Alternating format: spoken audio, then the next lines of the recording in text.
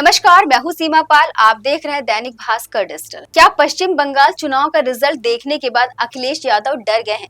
ये सवाल इसलिए उठ रहा है क्योंकि उत्तर प्रदेश की राजनीति में समाजवादी पार्टी के एक फैसले ने नई बहस छेड़ दी है। दरअसल बंगाल और तमिलनाडु चुनाव के परिणामों का असर देखने के बाद अखिलेश यादव की पार्टी ने राजनीतिक रणनीतिकार कंपनी IPAC के साथ अपना समझौता अचानक ही समाप्त कर दिया है, जिसके बाद ये माना जा रहा है कि सपा 2027 विधानसभा चुनाव से पहले अब फूक फूक कर कदम रखना चाहती है। जो गलती ममता बनर्जी ने बंगाल में की है, वो समाजवादी पार्टी यूपी में नहीं दोहराना चाहती। माना जा रहा है कि सपा का ये फैसला किसी सामान्य प्रशासनिक बदलाव का हिस्सा नहीं है, बल्कि इसके पीछे गहरी राजनीतिक रणनीति और अंदरूनी असंतोष की भूमिका बताई जा रही है। कहा जा रहा है कि पार्टी अध्यक्ष अखिलेश यादव ने जमीनी कार्यकर्ताओं की राय और संगठनात्मक रिपोर्ट को प्राथमिकता देते हुए ये बड़ा कदम उठाया है।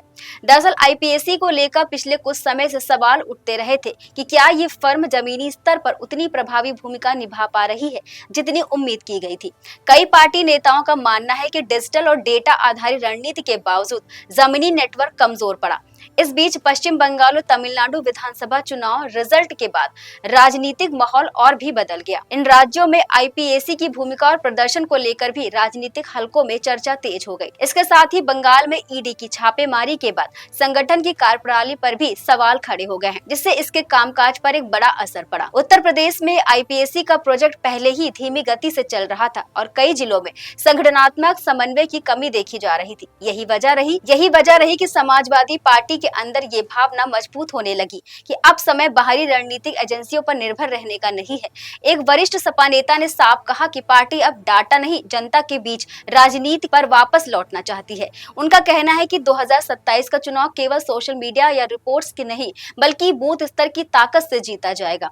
इस फैसले के बाद यूपी की सियासत में एक नई चर्चा तेज हो गई है। राजनीतिक विश्लेषकों का मानना है कि ये कदम सपा की रणनीति में बड़ा U-टर्न है, जहां अब पार्टी पूरी तरह अपने कैडर और संगठन को मजबूत करने की दिशा में आगे बढ़ रही है। वहीं दूसरी ओर ये भी सवाल उठ रहा है कि क्या इतने बड़े चुनाव से पहले किसी प्रमुख रणनीतिक फर्म से दूरी बनाना सपा के लिए जोखिम भरा साबित होगा या ये एक मास्टर स्ट्रोक साबित होगा।